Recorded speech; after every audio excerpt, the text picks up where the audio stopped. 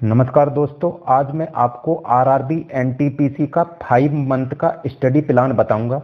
इसमें सबसे पहले हम देखते हैं कि इस एग्जाम का एग्जाम पैटर्न कैसा है। इसमें 2 एग्जाम होते हैं, एक सीबीटी 1 और एक होता है सीबीटी 2। सीबीटी 1 में जनरल अवेयरनेस के 40 क्वेश्चन है, मैथमेटिक्स के 30 क्वेश्चन है और जनरल रीजनिंग के 30 क्वेश्चन है। तो टोटल 100 क्वेश्चन है और टाइम है 90 मिनट। और सीबीटी 2 में जनरल अवेयरनेस के 50 क्वेश्चन हो जाते हैं, मैथमेटिक्स के 35 क्वेश्चन और रीजनिंग के भी 35 क्वेश्चन हो जाते हैं। तो 10 क्वेश्चन यहां बढ़ जाते हैं, 5-5 इन दोनों में बढ़ जाते हैं। तो टोटल 120 क्वेश्चन 90 मिनट का टाइम होता है। अब बात कर लेते हैं इसके ऑफिशियल सिलेबस की। तो मैथमेटिक्स का सिलेबस क्या है? इसमें number system, decimal, fractions, LCM, HCF, ratio, proportions, percentage, mensuration, time and work, time and distance, simple and compound interest, profit and loss, elementary algebra, geometry, trigonometry और elementary statistics आपसे पूछी जाएगी। और reasoning में आपको analogy, number series, alphabet series, coding, decoding, mathematical operations, similarity, differences, relations, analytical reasoning, syllogism, jumbling, Venn diagram, puzzle, data sufficiency, statement conclusion, statement course of actions, decision making, maps, interpretation of graphs, ये आपसे पूछा जाएगा reasoning में। GK में देख लेते हैं current events, national और इंटरनेशनल। जो आपकी करंट जीके है उसमें नेशनल और इंटरनेशनल दोनों से पूछा जाएगा। गेम्स एंड स्पोर्ट्स से पूछा जाएगा। स्टैटिक जीके में art and culture, Indian literature, monuments, places of India. और जनरल साइंस, देखो यहाँ जनरल साइंस है life science up to 10th CBSE level. तो इसके लिए आप क्या करना, 10th तक की साइंस की एनसीईआरटी की समरी देख लेना कहीं से, पहले उसको पढ़ना। उसके बाद freedom, struggle, physical, social, economic, geography, history, polity और इसमें बाकी सब आ जाते हैं।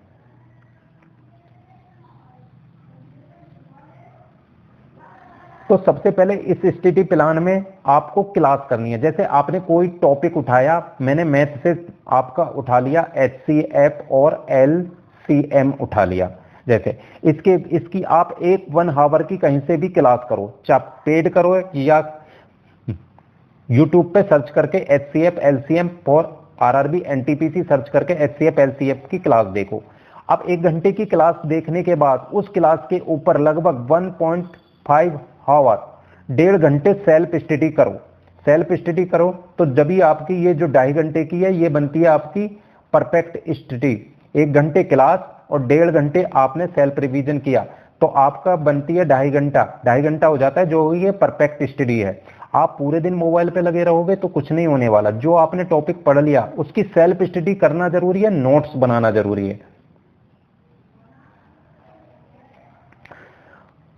फोकस सेक्शंस, किस किस पॉइंट पे ज्यादा फोकस करना है? Current affairs, static GK, general science. General science के लिए मैंने आपको बताया 10th क्लास तक की, 6 से लेकर 10th तक की एनसीईआरटी की आप समरी पहले सबसे पहले सर्च करके समरी को डाउनलोड कर लोगे कहीं से। फिर history, geography, polity, arithmetic, percentage, profit loss, ये हो गया। स्पेशल मैथ में इसमें मेंसुरेशन भी है, ट्रिकोनोमेट्री है और ज्योमेट्री है। इसको टाइम तुम अलग से दोगे। सबसे पहले आपको अपने बेसिक कंसेप्ट क्लियर करने हैं। सबसे पहले आपको बेसिक कंसेप्ट करने हैं और बेसिक कंसेप्ट आपको लगभग 3 मंथ में पूरे कर लेने हैं और उनके नोट्स बना लेने हैं। बेसिक कंसेप्ट क्लियर होने से पहले आपको कोई भी मॉक टेस्ट नहीं देना है। बेसिक कंसेप्ट जब क्लियर हो जाते हैं 3 मंथ बाद, आपको फिर प्रैक्टिस सीजन में आना है। आपको अब प्रैक्टिस करनी है। प्रैक्टिस सबसे पहले करो पीवाईक्यू, प्रीवियस ईयर से, फिर या तो मॉक टेस्ट दो। ये 2 महीने आपको मॉक टेस्ट और पीवाईक्यू से प्रैक्टिस करनी है। उसके बाद आता है रिवीजन सेशन। रिवीजन सेशन जब आता है जब आपका एडमिट कार्ड आ जाता है, जब आपके पास 15 या 20 दिन बचे होते हैं तो आप उस टाइम कुछ नया मत पढ़ो, बस रिवीजन करते जाओ। और वीकली रिवीजन जितना आपने पढ़ा है, हर वीक आपको एक दिन ऐसा देना होगा जिसमें आपको सिर्फ रिवीजन ही करना होगा। तो सबसे पहले हम टाइम टेबल के ऊपर बात कर लेते हैं। सबसे पहले कंसेप्चुअल सेशन चलेगा। आप अपने बेसिक्स क्लियर करोगे इस सेक्शन में, बस कुछ नहीं करोगे।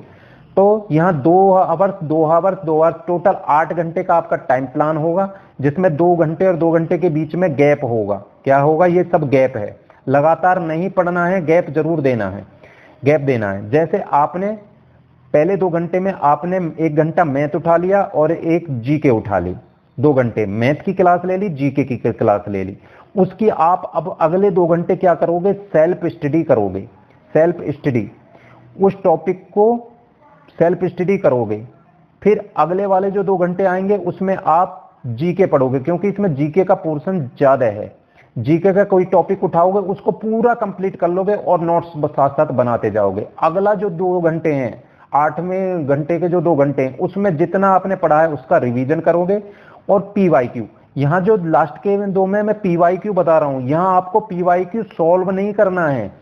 बस पीवाईक्यू में ये देखना है कौन सा टॉपिक कितनी बार ज्यादा आया है, किसका कौन से टॉपिक का वेटेज ज्यादा है, उस टॉपिक को पहले कवर कर लेना है। यहाँ पीवाईक्यू सॉल्व नहीं करना है। पीवाईक्यू बस यहाँ देखने का मतलब है कि क्वेश्चन किस तरह के आ रहे हैं।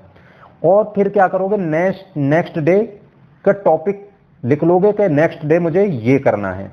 ध्यान रखना, अगर आपने मैथ में एचसीएफ चालू कर दिया तो जब तक आपका एचसीएफ और एलसीएम कंप्लीट नहीं हो जाता, इस टॉपिक को आप स्विच नहीं करोगे। जब आपका एचसीएफ और एलसीएम कंप्लीट हो जाता है, फिर नेक्स्ट डे मैथ कीजिए, आप रीजनिंग ले आना। रीजनिंग का एक टॉपिक कंप्लीट कर लेना, ठीक है ना।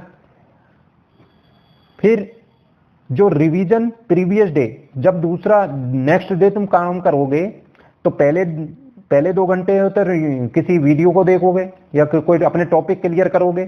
उसके जो 2 घंटे हैं सेल्फ स्टडी से अगला जो दिन होगा, जो पिछले दिन का तुमने पढ़ा है उसे 10 मिनट आप रिवाइज जरूर कर लेना, क्योंकि रिवीजन जरूरी है। क्योंकि हम रिवीजन नहीं करते हैं तो पिछला भूलते हुए चले जाते हैं।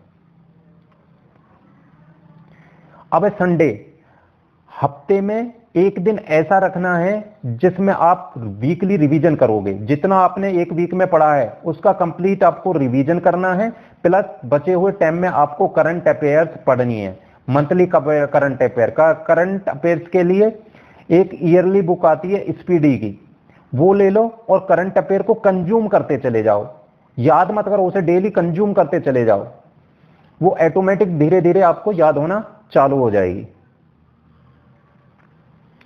जब आपका बेसिक कंसेप्ट हो जाते हैं 3 मंथ में, अब आपको प्रैक्टिस सीजन पे आना है। ये आपको 2 मंथ लगातार प्रैक्टिस सीजन करना है। प्रैक्टिस सीजन में आपको देखो, पहले आप 8 घंटे पढ़ रहे थे, अब आप 10 आवर्स अपने टाइम टेबल को बढ़ा लोगे, 10 आवर्स हो जाएंगे। क्योंकि शुरू में एकदम 10 घंटे और 12 घंटे बैठना ठीक नहीं होता, क्योंकि इससे शरीर पे भी। अब आपको प्रैक्टिस हो गई है लगभग 8-8 घंटे की बैठने की, अब आप 10 घंटे तक बैठ सकते हो। तो मैंने 2-2 घंटे के आपको कितने 5 स्लॉट दे दिए हैं। इसमें बीच में गैप जरूर रखना, क्योंकि दिमाग को भी रेस्ट की जरूरत है, गैप जरूर रखना।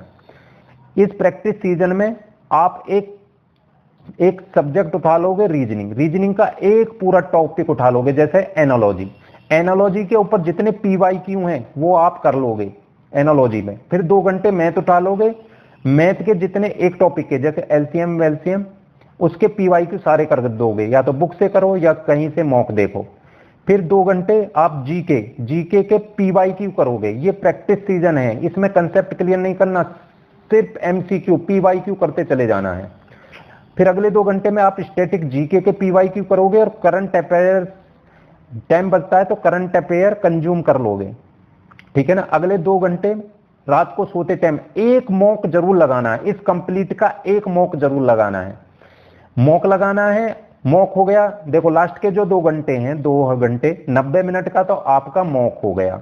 रात को जो टाइम बचा हुआ उसमें थोड़ा रिवीजन कर लो। जो तुमने आज पूरे दिन पढ़ा है उसमें जो तुम्हारी कमी है उस कमी का रिवीजन कर लो और नेक्स्ट डे की प्लानिंग कर लो कि नेक्स्ट डे मुझे सब्जेक्ट का कौन सा टॉपिक, पूरा का पूरा चैप्टर कौन सा उठाना है। संडे आपका वीकली रहेगा ही रहेगा, इसमें आपका वीकली रिवीजन होगा और करंट अफेयर होगी। रिवीजन को नहीं छोड़ना है। फिर आपका आता है तीसरा सेक्शन, रिवीजन सेक्शन। जब आपका एडमिट कार्ड आने को होता है, मतलब आपके पास लगभग 15 डेज या 20 दिन बचे होते हैं, इन दिनों आपको कोई भी नया टॉपिक नहीं पढ़ना है। अब आपका टाइम हो जाएगा लगभग 12 घंटे। अब आपको 12 घंटे देने हैं और 4 घंटे के स्लॉट में लगभग बांट देना है और बीच में गैप दे लेना है।